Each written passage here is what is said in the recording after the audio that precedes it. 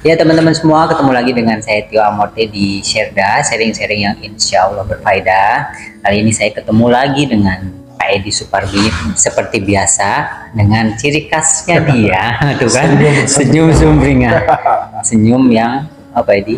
Senyum yang sumringah membawa dulu, berkah. Senyum sumringah membawa berkah. Pak Edi, Ya siap. sebelum kita mulai nih, ya kita kan sudah lumayan banyak ya cerita-cerita pengalaman Pak Edi gitu ya. Nah Pak Edi kali ini mau cerita tentang apa nih Pak Edi? Jadi cerita tentang karena sakit hati bayar dukun untuk menyakitin seseorang. Tuh, karena sakit hati bayar dukun untuk menyakitin seseorang. Nah biasanya yang kita tahu nih ya, cinta ditolak dukun bertindak. Nah kali ini Ya itu nggak jauh beda lah, istilahnya sama. sakit hati, itu sakit hati terus akhirnya dia minta dukun untuk gimana Pak Edi? Kalau cinta kan minta dukun supaya dia ikat dengan orangnya itu. Nah ini kalau ini menyakiti dia gitu ya, tapi memang. Nah ceritanya seperti apa Pak Edi? Jadi ya kalau kita untuk berbicara. Tapi Pak Edi, ya. Nah sebelum Pak Edi cerita nih, teman-teman, sebelum Pak Edi cerita, kita saksikan videonya. Boleh nggak Pak Edi? Nah sebenarnya ada videonya nih ya, kita putar dulu, kita lihat video.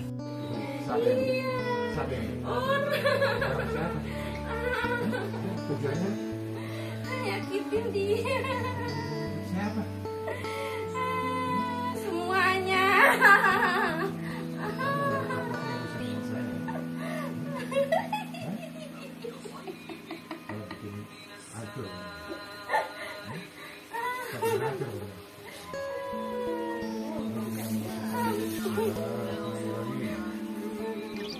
Aduh, tolong dong.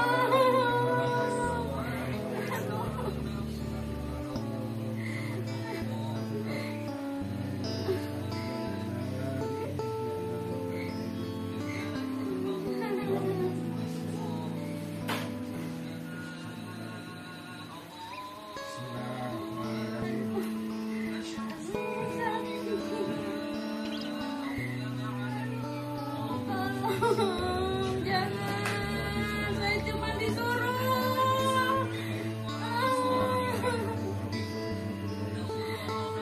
Biar saya sakit.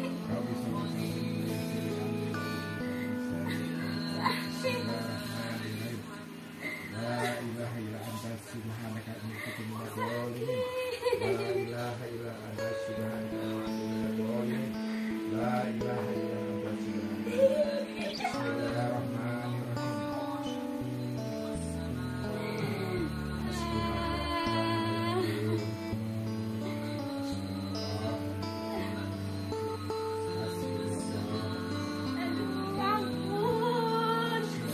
Saya cuma dibayar. Dibayar. Oh iya, 500. Aduh. Tanya siapa nih? Aduh. Bukan, dia baru. Aduh, saya baru di sini. Aduh, dia beli. Aduh, saya sakit. Mana belinya? Sakit. Ampun, saya disuruh. Aduh, sakit.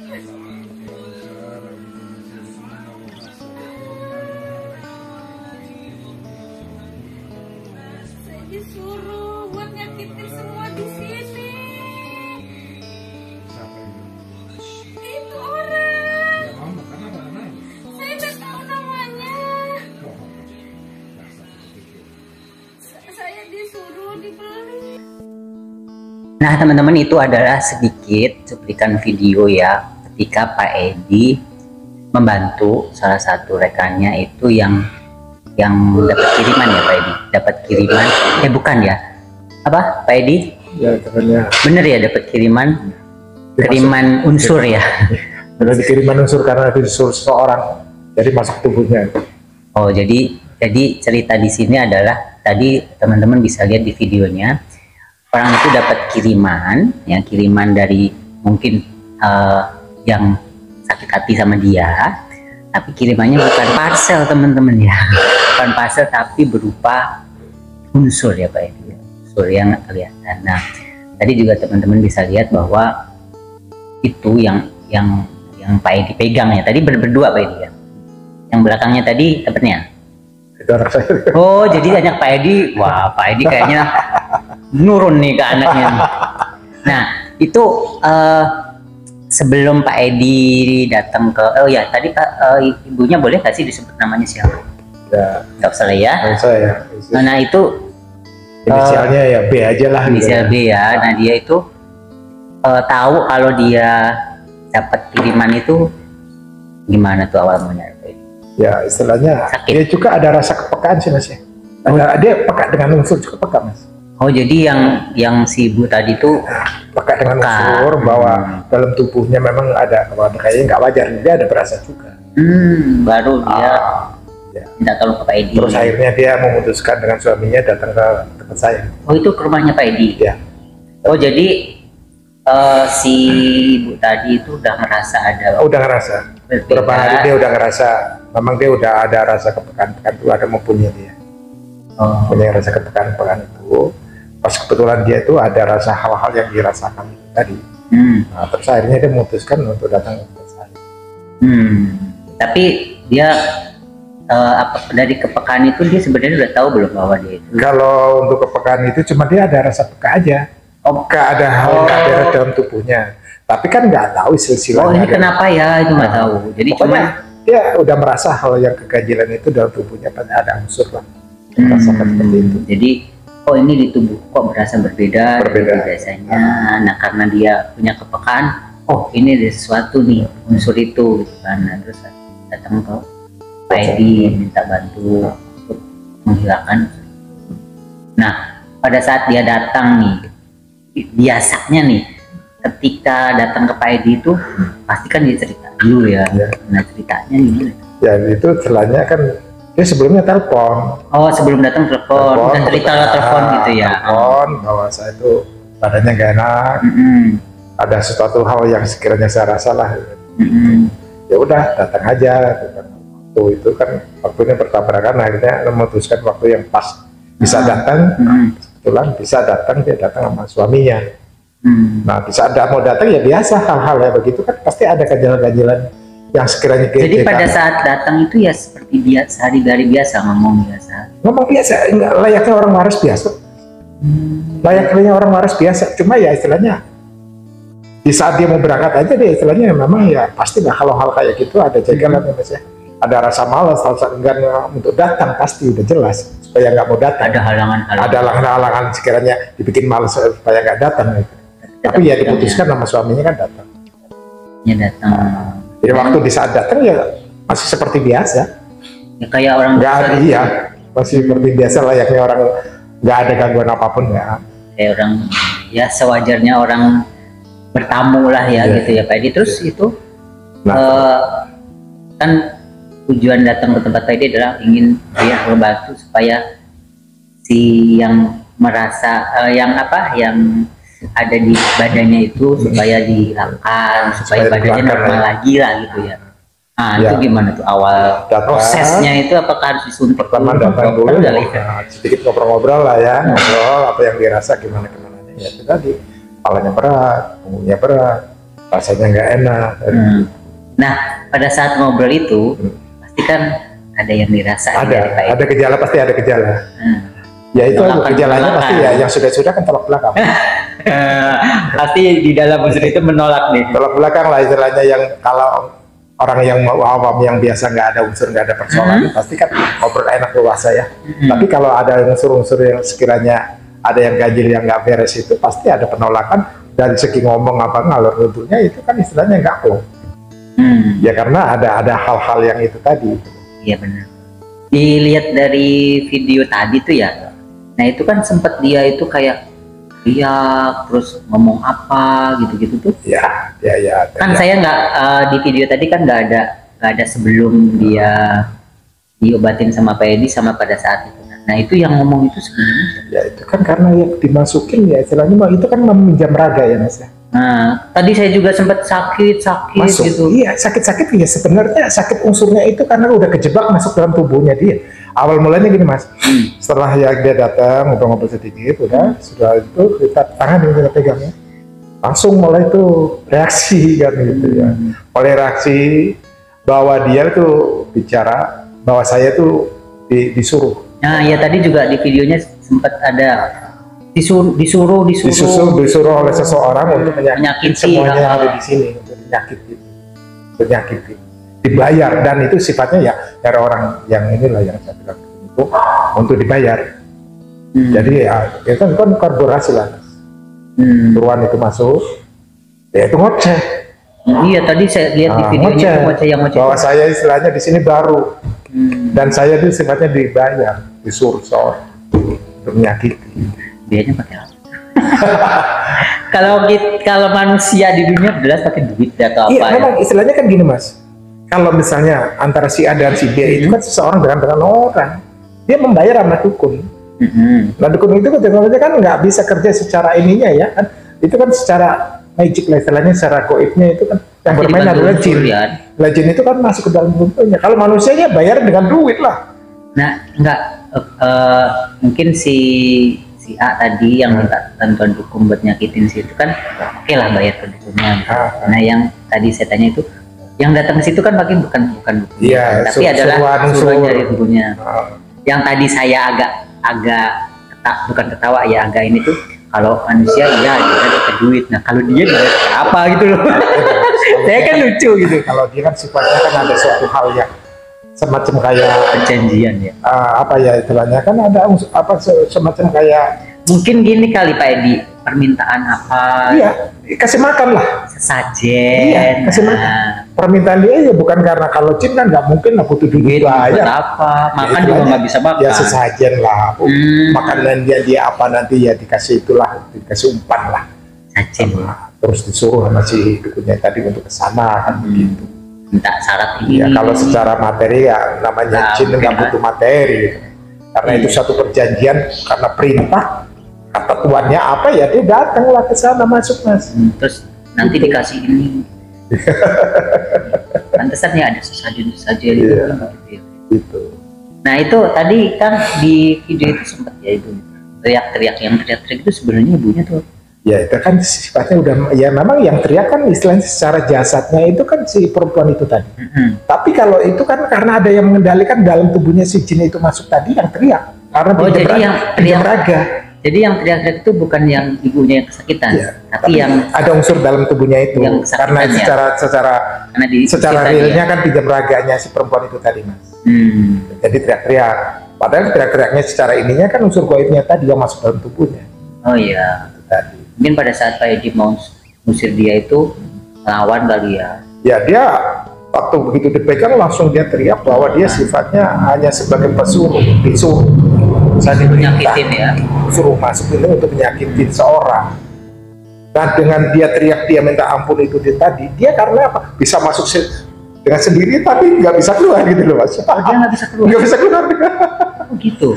Sampai minta tolong kan gitu. Panasin dia kan. Minta tolong ampun. Jadi sebenarnya dia sampai dibilang kena jebakan ya kan. Kena jebakan karena udah masuk di tubuhnya seperti tadi, tapi dia untuk keluar dengan sendiri nggak bisa. Nggak bisa dia minta tolong. Tapi ya tentu kita cecar aja biar ini dia ngerasa dulu dia sampai kepala.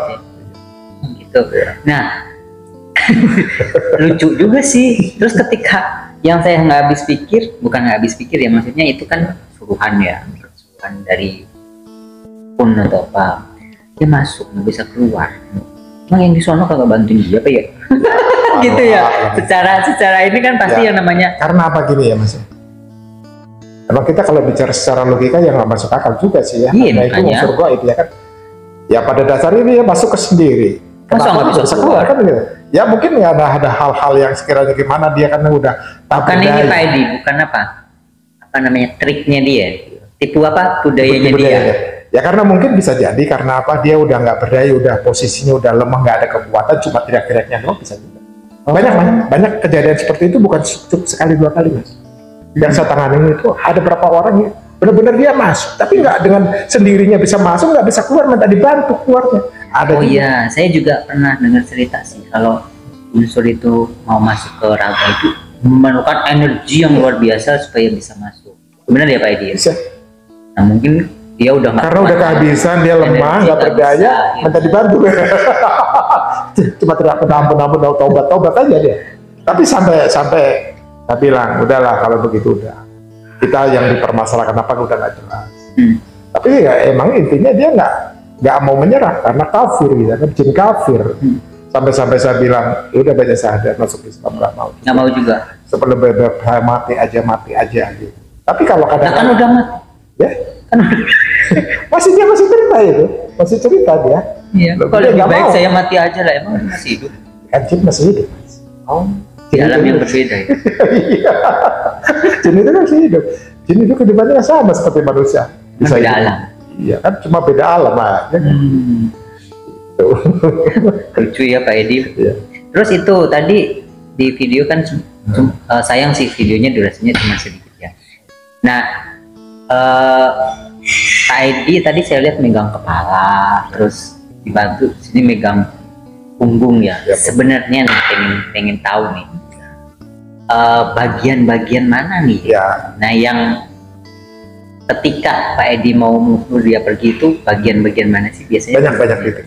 Oh banyak. Banyak titik-titik. Beda-beda ya, Iya, masing-masing beda-beda. itu Nggak dia. semua orang itu sama. Oh Titik spotnya itu untuk keluar masuk itu setiap orang itu nggak sama. beda-beda ya. Beda-beda. Dan unsur Titik spot itu adalah titik persembunyian ya. Nah, Sarang. ya. Ya itu nggak sama. Oh tiap orang Ada beda-beda. yang di sini ada. Ada di belakang Sarang untuk penyamun, kalau saya penyamun ke persembunyian ya. Di sini. ada lagi Atau di bawah punggung. tengkuk, tulang ekor. Itu banyak. Ya mana aja kita cari. Jempol itu juga ada. Jempol juga bisa. Sela-sela sini. Nah iya kadang suka Kalau dengar kita di udah sini kena pijet, spotnya dia teriak dan teriak. dia karena Nah takut. kalau yang ini di mana di jidat ya? Belakang sini ya. Awalnya memang kita Cari lah, awalnya di mana nih kita spotnya nih? serbu dulu nih mas. Mana nih? Kita serbu dulu seluruh tubuh kita masukin dulu Oh iya. biar dia merasakan. Kita serbu dulu dia masuk merasakan. Otomatis kalau dia udah merasakan itu kan otomatis nanti ada reaksi-reaksi seperti apa baru kita cari itu titik spotnya, celahnya atau titik persembuhannya dia. Begitu kita pegang kena, ya udah kita Teriak-teriak. tekan habis aja. Nah di situ dia mau keluar Kita apa? kena oh oke ibaratnya dia tuh nih pusat lo di sini nih Iya. dia. Kalau ketika ditekan yang itu dia kesakitannya luar biasa. Ampun. Tapi bukan masuknya dari situ enggak? Ya kadang-kala dia masuknya bisa ada karena celah di punggung bisa masuk.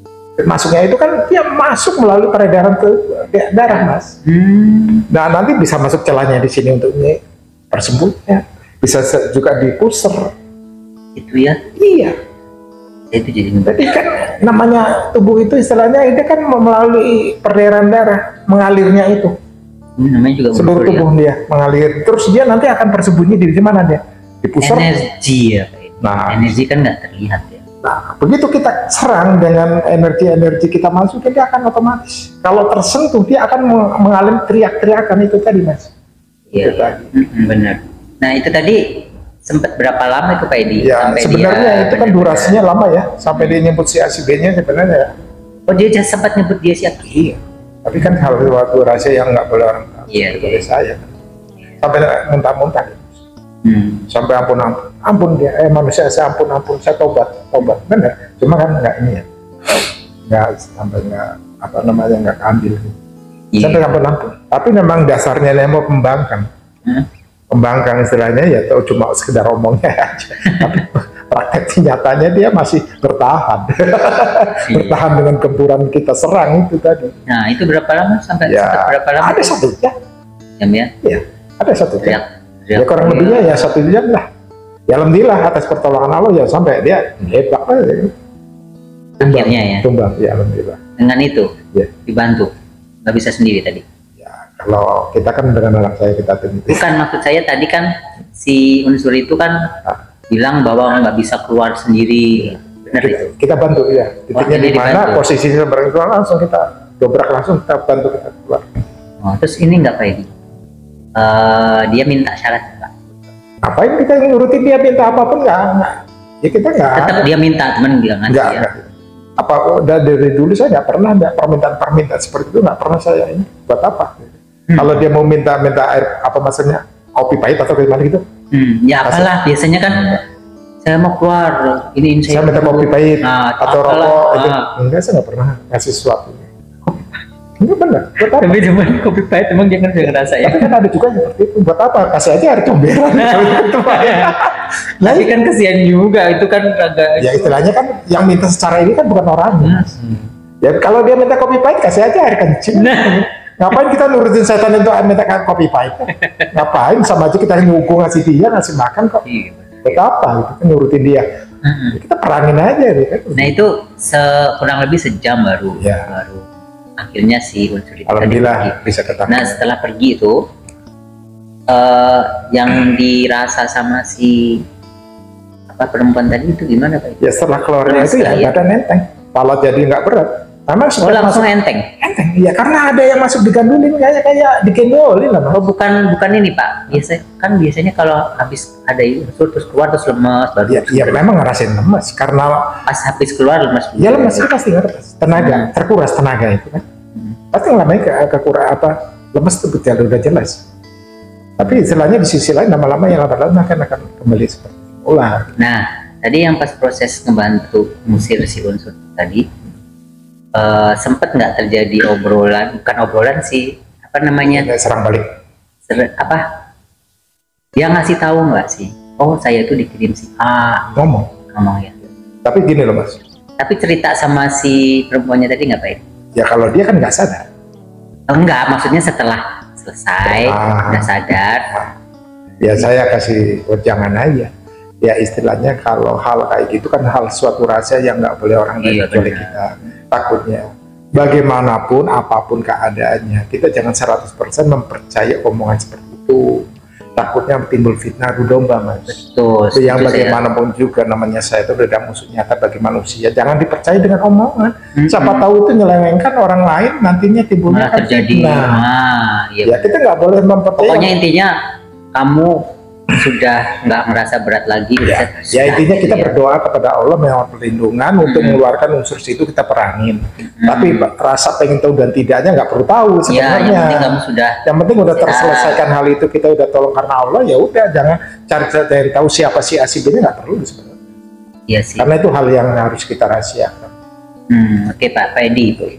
Nah supaya nih kita nih teman-teman juga nih nggak kejadian seperti perempuan tadi tuh, biar istilahnya terhalang atau terlindungi. Nah kita harus gimana tuh Pak Edi? Ya intinya ya kita kan sebagai manusia beragama ya tetap menjalankan ibadah lima waktunya tadi.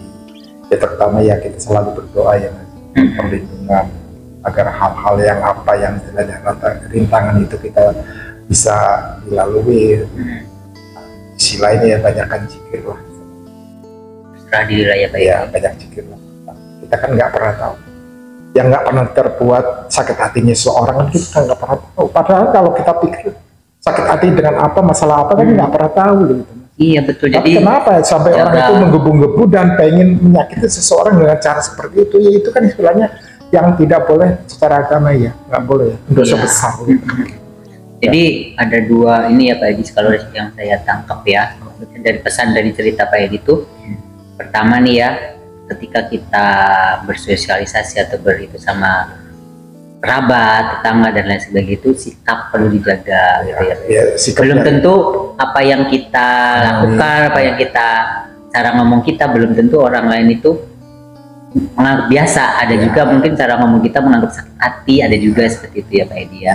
Terus yang kedua adalah untuk bisa membentengi kita dari hal yang dimana kita tentunya adalah menambah keimanan kita. Terus sering melakukan apapun harus diawali dengan doa dan tetap percaya sama yang Maha Kuasa. Ini itu ya Pak Edi ya. Ya pada intinya manusia itu jaga omongan. Nah itu tadi. Seorang menyakiti seseorang. Omongan dijaga Pak Edi. Mulutmu adalah harimaumu. Bahkan bisa lebih itu loh Pak. Bisa Bukan cuma harimau. Bisa membunuh sendiri. Oh, Membunuh pisau dirinya sendiri. bermata dua, lidah itu lidah tak bertulang. Ya, gara-gara dari segi omongan itu orang Sakit hati, tersakiti ya. kan nggak tahu juga ya. Ya semua tergantung dari kitanya lah, kita balikan ke masing-masing kita lah. Ya. Dan harus itu ya Pak Edi. Kita itu harus apa namanya? Positive thinking lah ya. Iya, Mas. Kadang-kadang kan manusia egonya lebih-lebih gitu ya.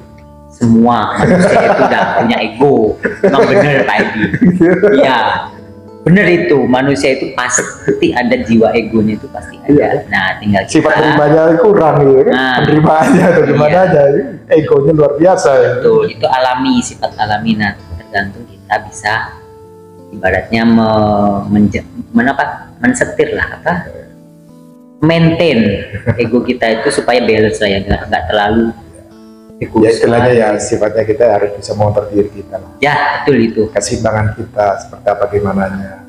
Baik dan buruknya ya kita harus bisa menyaring lah ya omongan seseorang itu seperti apa gitu. Nah, teman-teman, nah itu tadi adalah sedikit cerita nyata ya, story dari Pak Edi.